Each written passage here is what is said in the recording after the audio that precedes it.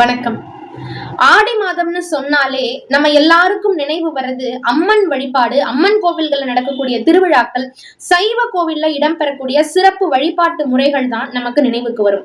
ஆனா இந்த ஆடி மாதத்துக்கும் வைணவத்துக்கும் ஒரு பெரிய நெருங்கிய தொடர்பு இருக்குன்னு நம்ம நிறைய பேத்துக்கு தெரியல. சைவ கோவில்கள்ல, அம்மன் கோவில்கள்ல நடக்கக்கூடிய அதே சமமான திருவிழாக்கள், உற்சவங்கள் பெருமாள் கோவில்கள்லயும் நிகழ்த்தப்படுது. இந்த ஆடி மாதத்துல இருந்து மார்கழி மாதம் வரைக்கும் தட்சணாயன புண்ணிய காலம் அப்படின்னு சொல்றாங்க. அதாவது சூரியன் தெற்கு நோக்கி பயணிக்க தொடங்குற காலம். இந்த காலம் தேவர்களுக்கு மாலை பொழுது அப்படின்னு சொல்றாங்க. இந்த காலத்துல கோவில்கள்ல, குறிப்பா பெருமாள் கோவில்கள்லயும் வடக்கு வாசலை சாத்திட்டு தெற்கு வாசலை திறந்து அதன் வழியாக பெருமாளினுடைய தரிசனம் நிகழ்த்தப்படுது. இந்த பெருமாள் கோவில்கள்ல சிறப்பு வழிபாடுகள், சிறப்பு உற்சவங்கள், சிறப்பு திருமஞ்சனங்கள், வேத பாராயணம், திவ்ய பிரபந்த புறப்பாடுகள், சேவைகள், இது எல்லாம் பெருமாள் கோவில்ல நடக்குது. குறிப்பா சொல்லணும்னா திருக்குடந்தை, திருவெள்ளரை போன்ற தொன்மையான திவ்ய தேச கோவில்கள்ல பெருமாளுக்கான சிறப்பு வழிபாடு ஒரு உற்சவமாவே கொண்டாடப்படுது. மதுரையில திருமாலிருஞ்சோலைன்னு சொல்லக்கூடிய அழகர் கோவில்ல சித்திரை திருவிழாக்கு அப்புறம் இந்த ஆடி மாதத்துல நடக்கக்கூடிய உற்சவம் தான் ரொம்ப விசேஷமானது அப்படின்னு சொல்றாங்க. ஆடி அமாவாசை அன்னைக்கு மதுரையில இருக்கக்கூடிய 18ஆம் படி கருப்பசாமி கோவில்ல சிறப்பு வழிபாடு நடைபெறுது. சந்தனம் சாத்தும் ஒரு வழிபாடு மிகப்பெரிய உற்சவமாக கொண்டாடப்படுது. அது மட்டும் இல்லாம ஆடி மாதத்துல ஸ்ரீவில்லிபுத்தூர்ல ஒரு பெரிய திருவிழாவே நடக்குது. ஆமா, ஆடி பூரத்து அன்னைக்கு நடக்கக்கூடிய உற்சவம் தான் அந்த திருவிழா. ஆடி பூரத்துல வரக்கூடிய நாள்ல தான் ஆண்டாள் ஒரு துளசி மாடத்தின் அடியில கிடைச்சாங்க அப்படின்ற வரலாறு நம்ம எல்லாருக்கும் தெரியும்.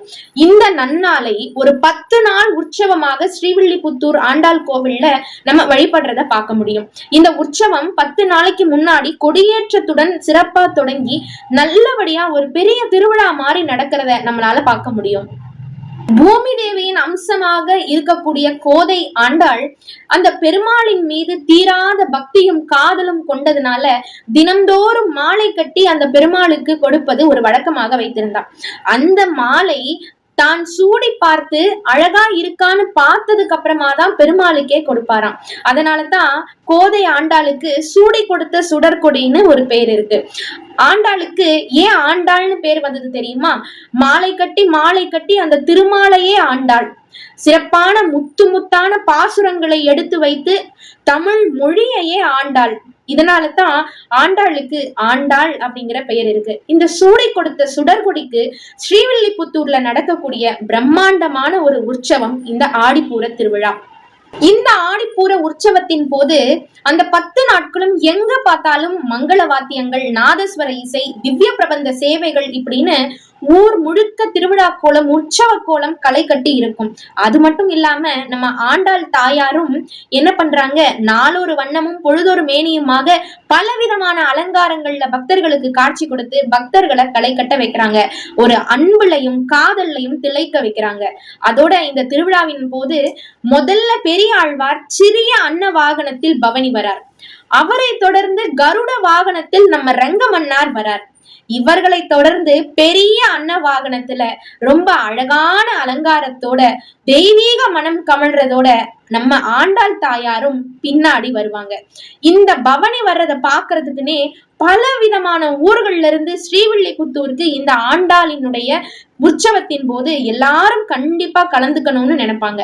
அது மட்டும் இல்லாம இந்த 10 நாள்ல ஏதாவது ஒரு நாள் ரங்க மடி சேவை அப்படின்றது ஒரு நிகழ்வு நடைபெறும். அதாவது ஆண்டாள் நம்ம ரங்கமன்னாரினுடைய மடியில சயன கோலத்துல அழகான ஒரு காட்சியை கொடுப்பாங்க.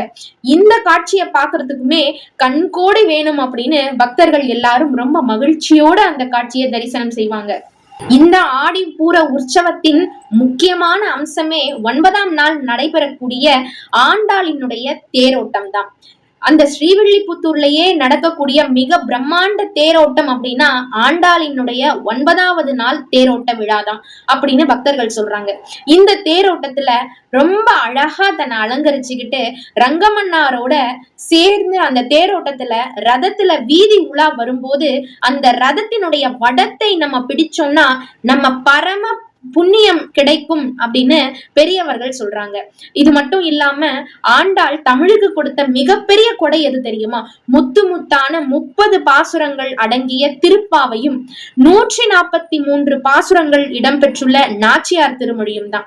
இந்த இரண்டையும் வைத்தே அந்த ஆண்டாள் ரங்கமன்னாரை அடைந்தது போல நாமும் நம்ம வாழ்க்கையில இந்த பாசுரங்கள் பதிகங்கள் எல்லாம் படிச்சு ரங்கமன்னாரினுடைய திருவடியை இருக்க பிடிச்சுக்கணும் அப்படிங்கிறதுதான் இந்த காணொளியின் மூலம் உங்களுக்கு தெரியப்படுத்த வேண்டிய ஒரு மிகப்பெரிய உண்மை. இந்த ஆடிப்பூர திருவிழாவின் போது நம்ம எப்படி வழிபடலாம், நம்ம என்னென்னலாம் செய்யலாம்? எல்லாராலையும் கண்டிப்பா ஸ்ரீவில்லிபுத்தூருக்கு போக முடியுமா? முடியாது இல்ல. ஆண்டாளினுடைய இந்த அவதார திருநாள்ல அதே அன்னைக்குதான் உமாதேவியும் நமக்கு அவதாரம் செய்யறாங்க. இப்படி சைவமும் வைணவமும் மிகப்பெரிய ஒற்றுமையோடத்தான் மக்களுக்கு பக்தியை எடுத்து சொல்கிறது. இந்த நாள் ஆடிப்பூரத்தன்னைக்கு நிறைய கோவில்கள்ல அம்பாளுக்கு வளைகாப்பு சாத்தி வழிபடக்கூடிய ஒரு மிகப்பெரிய முறை இருக்கு. திருமணம் தடையாக இருப்பவர்கள், அதோட குழந்தை பாக்கியம் இல்லாதவர்களும் இந்த வழிபாட்டு முறைய நிச்சயம் செய்து நலன் பெறலாம் அப்படிங்கிறது நிறைய பேருடைய வாழ்க்கையில நடந்த ஒரு உண்மை. திருமணம் ரொம்ப நாள் தள்ளி போயிட்டே இருக்கு அப்படின்னு சொல்றவங்களும் வீட்டிலையும் சரி கோவில்லையும் சரி இந்த வழிபாட்டு முறையை செய்யலாம். நம்ம வீட்டுல இருக்கக்கூடிய அம்பாளினுடைய திருவுருவ படத்தை முன்வைத்து பூவால் அலங்கரிக்க செய்து அந்த சுவாமிக்கு நம்ம எதை வைக்கிறோமோ இல்லையோ நம்மளால முடிந்த வளையல்களை கட்டி மாலையா அம்பாளுக்கு சாத்தி நிச்சயம் அடுத்த வருடம் எனக்கு திருமண வளையல் போடணும் அப்படின்னும் வளைகாப்பு வளையல் போடணும் அப்படின்னும் வேண்டுதலை அம்பாள் முன்னாடி வச்சு நம்ம வழிபடுறது ரொம்ப விசேஷம் வாய்ந்த ஒண்ணு. இந்த நாள்ல கோவில்கள்லயும் நிறைய பெண்கள் வேண்டிக்கிட்டு அம்மனுக்கு வளையல் சாத்தி வழிபட்டு அந்த வளையல்களை நிறைய பெண்களுக்கு தானமா இதை வழங்குவாங்க. இப்படி கிடைக்கக்கூடிய வளையல்களை நம்ம அணிந்துக்கும் போது அந்த அம்பாளினுடைய பரிபூரண அருள் நமக்கு கிடைக்கும். இதை வீட்டிலும் நம்ம எளிமையான முறையில செய்யலாம், அல்லது கோவில்லையும் போய் நம்ம வழிபட்டுட்டு வரலாம்.